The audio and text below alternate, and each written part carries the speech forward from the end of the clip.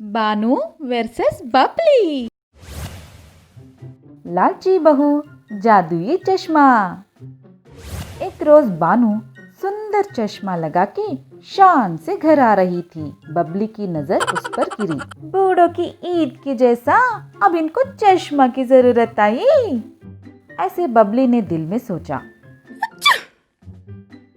और फिर बानू से जाकर बोली, ये चश्मा लगाने के बाद अब अलबत्ता पुरानी सिनेमा के नायिका की तरह लग रही हो सासू माँ। जरा संभाल के, सिनेमा के लोग की नजर आप पे पड़ी तो सिनेमा में आपको लेने के लिए झगड़ेंगे आपस में। कहकर तारीफ करने लगी। बबली के दिल में सोची हुई ख्याल बानू समझ गई। हाँ हाँ, मुझे सब मालूम पड़ता है, बूढ़ी के लिए ईद। ये सुनकर बबली हैरत ज़दा रह गई। वो दिल में सोचती है, ये क्या, जो मैंने सोचा सासू माँ को कैसे मालूम हुआ? अरे हाँ, मुझे सब कुछ पता चल जाता है। ये सुनकर बबली जोर से अपने हाथों से मुंह बंद कर लेती है। हाँ, अब जो भी मैं दिल में कहूँ सासू माँ को पता चल जाता है। हाय अल्लाह, अब मैं क्या करूँ? ये देखकर बानू मुस्कुराते हुए अपना चश्मा निकालती है। देखो बहू, ये चश्मा पहनने से सामने वाला इंसान को जो भी दिल में सोचता है वो मालूम पड़ जाता है। गांव में पंचायत जारी था तो ये चश्मा लगाकर इंसाफ दिलवा के आई हूँ। कहते हुए चश्मे को उतारा। लो इसे, इस ऐनक को मेरे बक्से में हिफाजत करके आना। कहते हुए चश्मे को देती है। चश्मे के बारे में मालूम पड़ने से बबली ने उसे एक बार इस्तेमाल करने का चाहा और अंदर जाकर खिड़की से बानू को देखने लगती है। तब बानू जो भी दिल में सोचती है वो बबली को सुनाई दिया। जब चश्मा पहन के ही थी तब सासू माँ की चीख सुनाई देती है, हे पगली, चश्मा महफूज किया है कि नहीं? जरा इधर आकर मुझे पानी तो पिला दो। ये सुनकर बबली चश्मे की छुपाने का बक्से को बंद कर दिया। हाँ हाँ, अभी आई सासू माँ, कहते हुए पानी लेके आती है। जैसे आपने कहा वैसे ही मैंने चश्मे को बक्से में महफूज कर दिया सासू माँ। एक रोज बबली पास वाले गांव गई और उस चश्मे के जरिए आगे वालों की दिल की बात जानकर मशवरे देने लगी। इस तरह बिना बताए ही सबकी दिल की बात मालूम करके मशवरे देने पर सब बबली की फिदा हो गए। बबली को सब लोग तोहफे, साड़ियाँ और खूब पैसे भी देने लगे।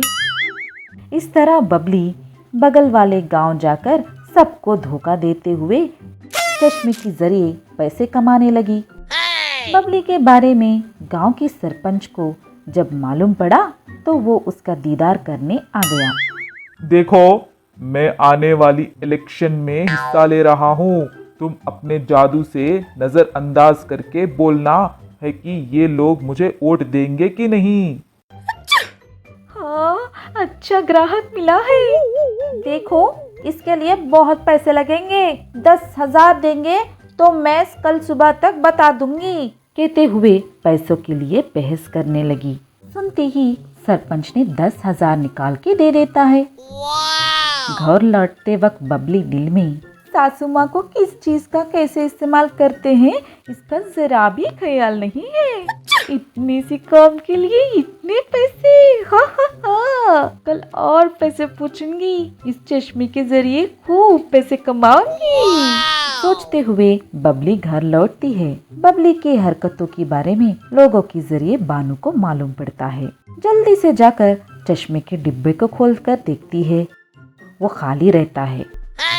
उस खाली बक्से को देखकर बानू को सब कुछ समझ आ जाता है।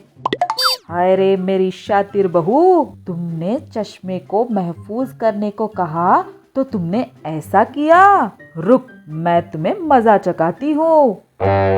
बबली वापस घर लौटकर अपने चश्मे को पलंग पर रखती है। बानू ने उसी तरह दिखने वाली दूसरे चश्मे से बदल देती है। अब देखना। अगले रोज बबली आदत की मुआफिर उस चश्मे को लगाकर बैठ गई। सामने ही उस गांव और सरपंच भी हाजिर थे।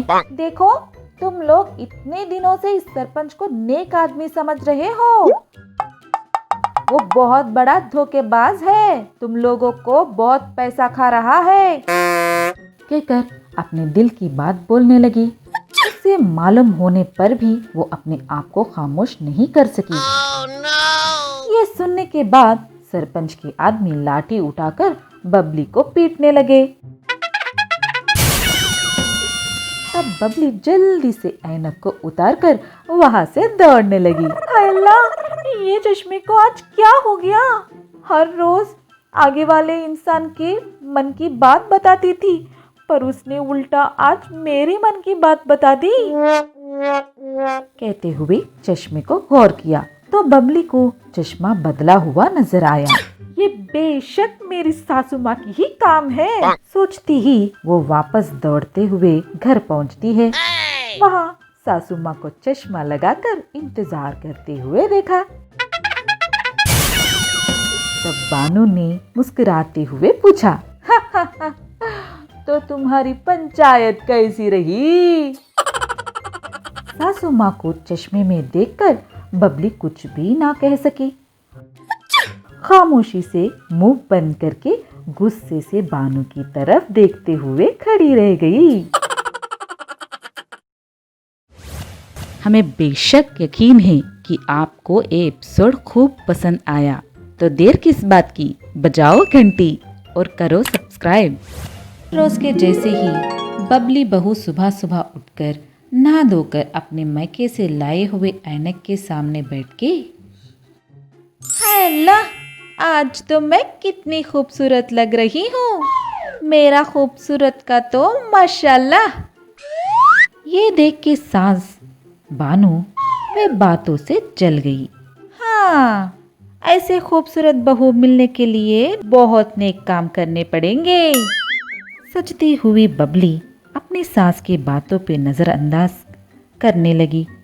उनकी बातों को नजरअंदाज करती बहू को देखकर बानू को गुस्सा आ गया और दिल में ऐसे कहने लगी, हर वक्त उस ऐनक को चिपकली जैसे चिपकने के बजाय इधर आके सास को हाथ बटाने का ध्यान ही नहीं है इस लड़की को।